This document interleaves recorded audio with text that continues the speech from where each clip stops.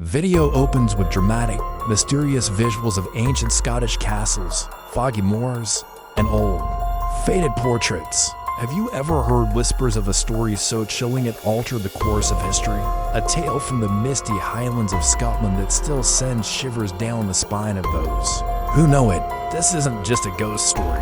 It's a warning that echoed through the halls of power and changed the kingdom forever.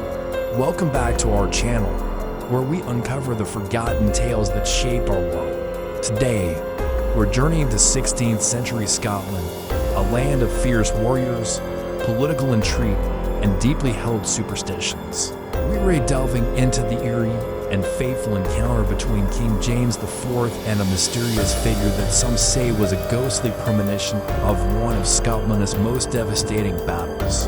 Forget what you think you know about royal history. This story is far darker. Let's set the scene. It's the year 1513. King James IV of Scotland is a charismatic and ambitious monarch known for his patronage of the arts and sciences. But he's also caught in a web of complex European politics. His wife, Margaret Tudor, is the sister of King Henry VIII of England. Despite this family tie, tensions between Scotland and England are at a breaking point. Henry is off campaigning in France, and Scotland's long-standing alliance with the French. The Old Alliance compels James to act. He decides to invade England, a decision that will seal his destiny and the fate of his nation. As James prepares for war, he gathers his forces. He is a popular king, and the Scottish nobility rallies to his banner. The army he assembles is one of the largest Scotland has ever seen. The mood is confident, almost arrogant. They believe they have the strength and the righteousness to challenge the English. James himself is leading the charge, a warrior king ready for glory. He marches his army south, crossing the border into England, filled with a sense of purpose. But an unsettling air of foreboding hangs over the campaign, a feeling that something is deeply, terribly wrong.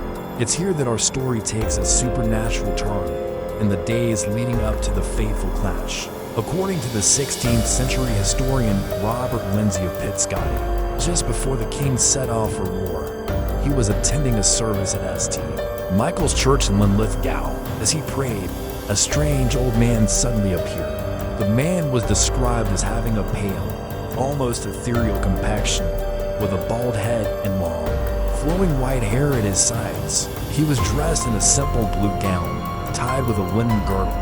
He walked directly up to the king's desk, leaned over, and spoke in a clear, resonant voice that cut through the solemn atmosphere of the church.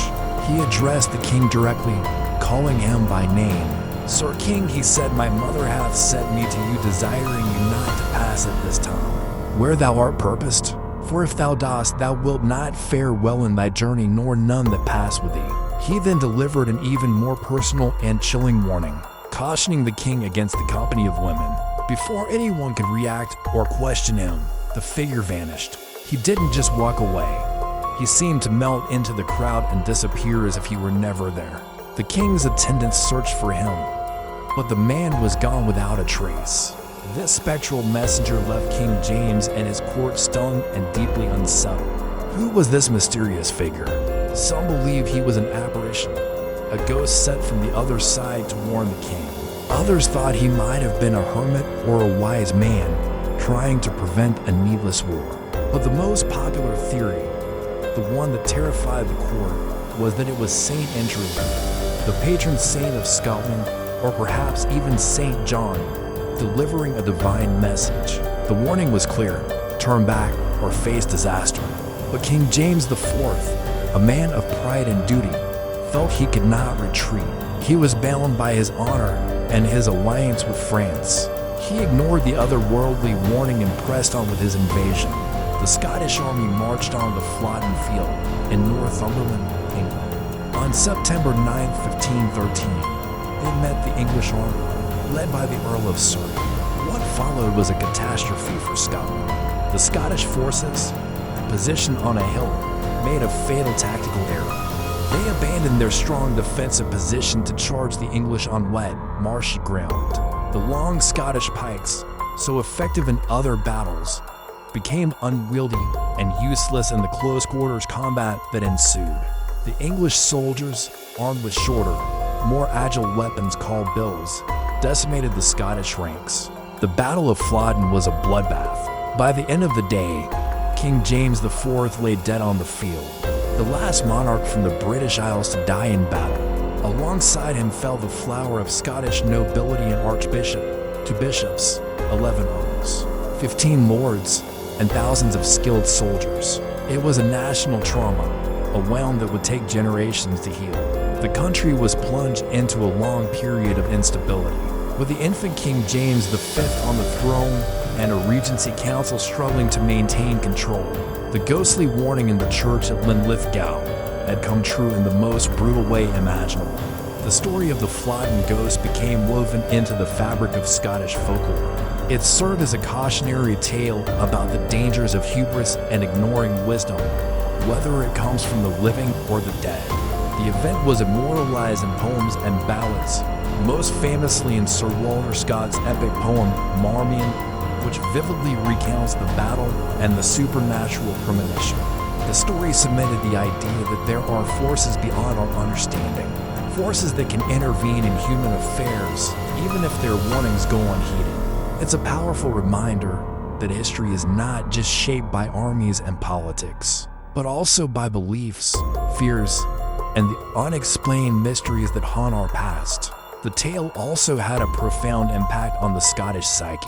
For centuries, the defeat at Flodden was seen as a national humiliation. The story of the ghostly warning provided a kind of comfort, suggesting that the disaster was not just a military failure, but a tragedy foretold by fate itself. It became a way of processing the immense loss, framing it as an unavoidable destiny rather than a simple mistake. It reinforced the Scottish identity as a people deeply connected to a land of myth, legend, and ancient magic, where the veil between worlds is thin and the spirits of the past walk among the living. So, what do you think? Was the figure in the church a real ghost, a divine messenger, or simply a clever trickster trying to stop a war? And if you received such a clear and terrifying warning, would you have the courage to listen, even if it meant sacrificing your honor and ambition? The story of King James IV and the Flodden ghost forces us to confront these questions and consider the powerful role that belief and the supernatural can play, even in the grandest schemes of history. Thank you for joining us on this journey into one of Scotland's most haunting historical legends. If you found this story as fascinating as we did, please hit the like button and subscribe to our channel for more deep dives into the mysterious events that have shaped our world. Don't forget to ring the notification bell so you never miss an untold story. We'd love to hear your theories about the Flodden ghost in the comments below. Until next time, stay curious.